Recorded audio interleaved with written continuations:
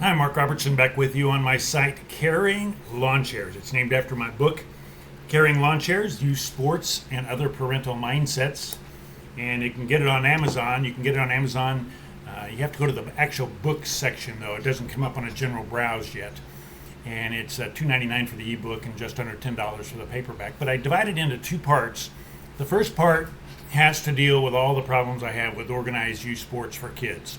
I am against kids playing organized youth sports age 12 and under.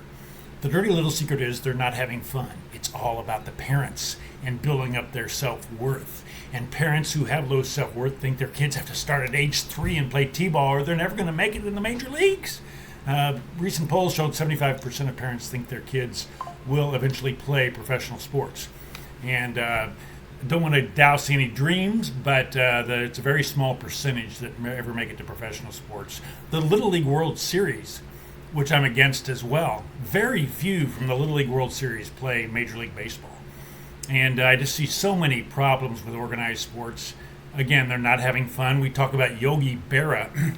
He says he'd much rather have a guy on his team who played sandlot baseball. You could bat 40 times a day rather than a guy who goes with screaming parents in the stands batting 3 times a day in a game. It's making kids little adults. They're not little adults. They're children. Let them play. Organized youth sports is not play, it's drudgery.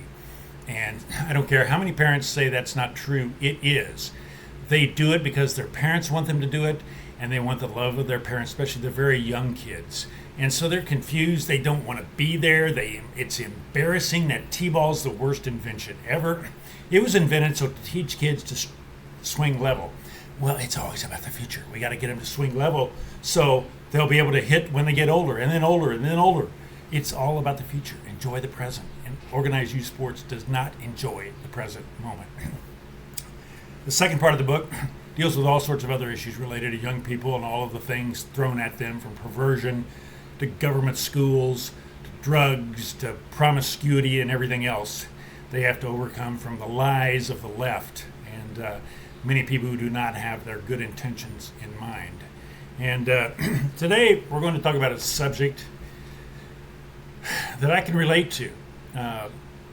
And it's not easy to talk about. My mother, I've forgiven her, I've prayed for her and everything, but she really liked to orchestrate things. And she did that to me a lot. And she was just doing it, thinking it was best for me, and had great intentions. And it's not easy. Again, I'm not a parental guru. I don't have the answers or very many answers. And I put this out there and you can run with it. But one of the worst experiences of my life was when I was in high school. I was a freshman and just, I guess, an average student. I didn't like school. But I wrote an essay one time and the counselor liked it. And so my mom called over there to the school and says, well, Mark, he should be in the honors class if he's such a good writer. And so they put me in this honors class as a sophomore. And it was the worst experience of my life. It was awful. These people were, I cringe now when I think about it. I shouldn't have been in there. And it's nothing wrong with not being in the honors class. It has really nothing to do with, yes, people work hard and make good grades. So there's nothing wrong with that. But sometimes you're in a situation where you can't. I had trouble reading and other things like that. So it was just horrific. And parents often, with their best intentions, bring great harm. And they often, because they have low self-worth, they think they have to orchestrate their kid's life in order for their kid to have any chance of success. And it's just not that way. Now, it's not easy. Yes, children need guidance and they need encouragement. Parents don't really look at kids a lot of times that every child has a gift. Every child is smart at something. They often look at them as they're inferior and we got to beat that out of them. Not physically, but we got to get them on the right track and they got to get with it. And it doesn't work that way. you've got to encourage them and bring out their best. Now, that doesn't mean they can't put forth an effort to learn the basics of grammar and math and even some history, although history in public schools is a farce. And government schools, I mean, we'll talk about that. We've talked about that a lot. They're a disaster. It's just, don't send your kids to public schools. You see homeschooled kids. Everyone I've seen is happy and well-adjusted, and then you get to see the government schools. Kids get out of there with purple hair and rings in their noses, dressed in all black, and they're hungering for love as well. And it just shows they don't get it. It's just, something's got to change in our education system. The higher education's a disaster for the most part. There are some exceptions. Hillsdale College is one. But parents often want to over-orchestrate their kids' lives from very young. Well, we got to get them here. We got to get them there. We got to get them doing this. Now, yes, parents can put their kids in something knowing that it might help them in the future. And that's what my mom did. She thought it would be helpful for me. It was a disaster. It was the worst experience of my life. And I never really told my mom that. And I should have. Looking back, I should have just said that. Just leave me alone. Kids are more capable than parents give them credit for. And, you go to school and there's bullying and things like that. That's got to be stopped. I'm not necessarily talking about that, but they can make their way. They need the encouragement and the love from their parents. They don't need to be orchestrated all the time in doing things. And it's the same way with organized sports, like I told you in my book. I'm against organized sports. That's about orchestrating. Parents put their kids into organized sports, so they hope that they'll grow up and be a great athlete and make a lot of money. It's not about fun in the present moment, although these parents are obsessed with winning the games there too. They're not obsessed for good reasons. They're not enjoying the games, but we got to win because it's a competitive dog-eat-dog world out there, and they don't have fun. Let them play pickup games. The parents can play pickup games with them. The dads can go out and they get kids out, and the dads can be out in the field and they can pitch and stuff, but let them play. That's where they have fun. That's where they learn to play. Like I said, Yogi Berra grew up in St. Louis on the hill where the Italians lived, still live, and played sandlot baseball. His and Joe Garagiola's dad worked in a factory there, and they would play baseball during the day, and Yogi said he'd play all day, and that's where he learned how to play baseball. He didn't have coaches or fans or parents in the stands screaming. And, we've talked about others, greats. But Yogi Berra has 10 World Series rings, and he didn't play Little League baseball. His parents didn't orchestrate that. That's just what he wanted to do. And he was a hero in World War II and in the Navy, and just a great guy. Hank Aaron, how'd he learn to hit baseballs? We've talked about this before. Did he go to a baseball academy? Did he play Little League? Did he have parents screaming at him in the stands? No. He grew up so poor that he and his friends, they couldn't afford a baseball. So they would get bottle caps, and they would throw bottle caps. And when you throw a bottle cap, it curves all the time. And they'd hit it with a broomstick, thin broomstick. And Hank Aaron credits that. Hank Aaron may be the most dangerous hitter in the history of baseball. Credits throwing bottle caps when he was a kid to each other. Taught him how to hit, especially curveballs. And so it's everything's messed up. Parents don't even, if they want their kids to be good baseball players, you don't become good baseball players in Little League. That's the other thing. They're all obsessed with doing things. It's not enjoying the game. It's learning they're yelling things from the stands. Use two hands, keep chattering, swing level, run, all this. My God, what is going on? And then these parents, they want to orchestrate, their kids, and they want to make sure they get ahead. Like I said, I worked in organized sports many decades ago, and then you'd have to pick an all-star team at the end of the year. Oh my God. And the kids you didn't pick, I'd get calls from parents, I don't know how my little son's going to make it. He didn't make the all-star team. It is just so messed up, organized sports for kids. It's crazy. And I like sports. I even tuned into this World Cup. I don't much about soccer, but it's pretty fascinating.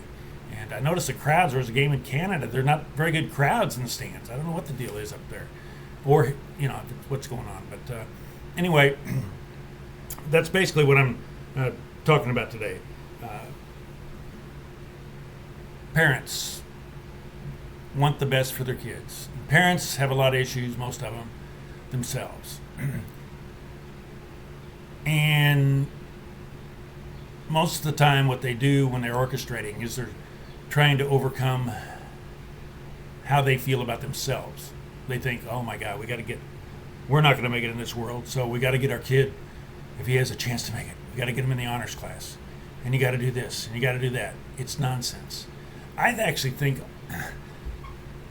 the push to have kids be a success at everything, I think it's kind of crazy in school. You know, you're the great athlete, the great student, and boy, I'm stepping on some toes here, but be involved in things like they're bringing back shop class. That's great. People learn to work with their hands. I saw the other day a place where I go to work out. There were some plumbers there, and you could tell there were a couple of young guys, maybe early 20s, that were apprentices as plumbers. I mean, there's not much more needed than a plumber or a trash hauler or things like that. But people think, oh, well, they got to get them in Harvard, and they've got to go this and go that, and if they're going to get any kind of job, I think that's all garbage. I mean, even if you're going to be a doctor, the healthcare system is so messed up. Yes, I'm not against doctors or against the healthcare system, but it's so messed up. It's on the verge of collapse. Education's on the verge of collapse. The left has done all of that. Speaking of orchestration. But anyway, getting back to the topic, it's not easy road to raise kids. You can't just let them go be free. They do need playtime. They need to get outside and get off those phones and play. And they need to play outside. Get them outside. That's why you hear kids being depressed and put them on drugs. And this Ritalin, the ADHD, that's another ball of wax. See, the ADHD kids, ADHD is a label that the people who don't have ADHD put on them. They're not the people that should sit in class all day. They need to be doing things, moving. And it makes it worse when you got to sit in the classroom all day and they teach these kids the same thing. And it's just crazy. This education system was brought by John Dewey, who loved the Soviet education system. He brought it from Prussia. Horseman and those guys, they were all basically communist. And anyway, education's got to change. But because it's just, I remember they had the honors classes and all that, and school and these special organizations. I never did make any of it. About the only thing I was good at, they had a class called a forum club, not a class, a club. And you had to take a current events test. Well, I aced that. I mean, I knew what was going on in the real world, but it was crazy. And so kids all have some sort of talent. Parents should be looking for that instead of trying to orchestrate them into being something that they want them, they think they should be. And if they're not that, they're never going to make it in this world, and they're going to embarrass us. And I told you about in a previous show about I work at this community center, and guy's bringing his daughters up there, and he says, "Yep, my daughters are going to get me. What do you say? I think get me a house or something that they're going to be in the NBA, WNBA, which can't support itself, by the way, but it's just that's it. Now, if he goes up there and he just wants to play with his daughters, basketball and shoot around, that's fine. And as we talked about in that previous show, if you push your kids like that, it often works. I mean, look at Tiger Woods. His dad pushed him like crazy to be a great golfer, and he became a great golfer. But he's got all sorts of other issues. And so it's a balancing act of raising kids. And again, I'm not an expert, but I'm just from self-experience, orchestrating your kids' lives doesn't work. You guide them, you see where they might have some ability, maybe push them towards that. You've got to put it all for them. Don't put them in something that is based on your feelings of inferiority. Put them in something that you think they might thrive in, and that might not work. And again, I don't have all the answers, but the current situation is not good in schools and in everywhere else. These kids, and like I say, if they're often being blunted by parents, well-meaning parents. They put them in this stuff, and again, that was the worst experience of my life, being in that honors class. And my mom would do that in other areas as well, girlfriends and things like that. She just worried a lot and was caring, but it wasn't the right way to care. And I'm just saying this for other parents and to benefit other kids. Don't orchestrate. Guide, encourage. Yes, I'm sure there are times to be firm. Kids have to be responsible, to keep the room clean and do duties around the house, and they can't be hanging out with bad people.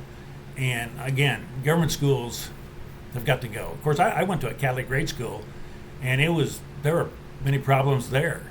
And a public high school, which was basically a nightmare overall for 4 years. But the one class was the biggest nightmare, and it was just over orchestration. My mom would do that, and then they'd look at you like there's something inferior about this. Oh, we got to do this. We got to orchestrate this. They come from it from a wrong angle. You should encourage and tell the kids they're good at something. Now that doesn't mean you hear, oh yeah, that's another thing. You can't be friends with your kids. I don't even know what that means. I mean, can a dad go in the backyard and play catch with his son? Is that what they mean? There's so many people out there who think they're experts on raising kids. I'm not. I just point out things that I've observed or gone through, and hopefully others can alleviate their kids from having to go through it. And like I said, parents should enjoy the present moment with their kids and learn what they are, truly a magnificent miracle of God, a masterpiece. Now, people criticize the self-esteem movement a few years ago. I'm not necessarily saying falsely, tell them things that are false, but you got to encourage and bring them out who they are, and who they are this world needs. And every human has dignity, and every human has self-worth. And every human, even the people, you see these people, like I saw pictures of Philadelphia, all these people strung out on the street on drugs and everything else. Where did they come from? At one point, they were all innocent little children. Where did they get off track? Well, they obviously don't have any parents or dysfunctional parents, druggies themselves, and it's a mess. And my whole goal is to get people mentally more healthy and to grow up in healthy atmospheres. And there's something wrong today. You see all these kids, suicides with kids, and kids that aren't happy, and kids that dress in crazy ways, and rings, and these tattoos. What is going on with tattoos? What on earth is going on with tattoos? These people that have tattoos all over them are crazy. I think it's crazy. It's also crying out for love or whatever. Why on earth would people ruin their bodies with tattoos like that? Now, you've seen these military guys have one tattoo on their arm like that of, I don't know what it is, but I don't get tattoos. I don't get it. I don't understand it. That's mutilating the body. And I know we're going back and forth on a number of things, but this all has to do with getting people on the right track and not doing things that bring harm and that you think would bring good. My mom thought she was doing good when she got me in that honors class because I wrote an essay that this counselor liked. And I cringe right now. 50 years later, I cringe. And it's something that I hope parents would think about. Don't orchestrate situations. Bring out the best in who they are. And who knows? I don't have very many answers, but just bring, every child is smart at something. Bring that out. And education system has to change. It has to change. We can't keep going the route we are. I mean, these companies provide internships and things like that where you can learn things, or you can start things on your own. And there's so many other opportunities like that, but so many get caught in this trap of, I got to go to school and get good grades and good high school grades and get into a great college and get a job that pays $300,000 a year. Okay. I just saw today where Elon Musk, I don't even think he made it through college. He's worth $1 trillion now on paper. I mean, a trillion dollars on paper. He didn't learn that. He was just, matter of fact, he was, what do they call it? He's ADHD and dyslexic and Asperger's and all that stuff. I don't know about Asperger's, autism maybe, I don't know. But they come up with all these terms and just basically describe people who are different. And so then they come up for drugs with trying to make everybody the same. That's what government schools do. And that's what well-meaning parents do. If you're not the same as that person or this person, there's something wrong with you. Oh, what are we going to do with our child? I better get him in an honors class or he's never going to make it. Or we better get him playing baseball at age 3 or they're never going to make it because we're inferior people and we got to overcome that and we got to give them all these advantages. Just be calm. Enjoy the present. Play with your kids. Go on picnics. Go on walks. Ride bikes. Play catch with the kids in the present moment. Play Monopoly. Play cards. Do something. Just enjoy. Bring joy to the life. Don't always fret about your kids. They'll be okay. God made them to get along in this world, and they'll be fine. It's not the dog eat world. It's crazy. Yes, they're going to meet many people that are not wanting them to succeed, but just keep it encouraging and telling that they're loved and that they are a magnificent masterpiece of God. Don't orchestrate. Don't orchestrate because that doesn't work and it's just a sign of parents feeling inferior. And when you go do anything coming from that standpoint, it doesn't work.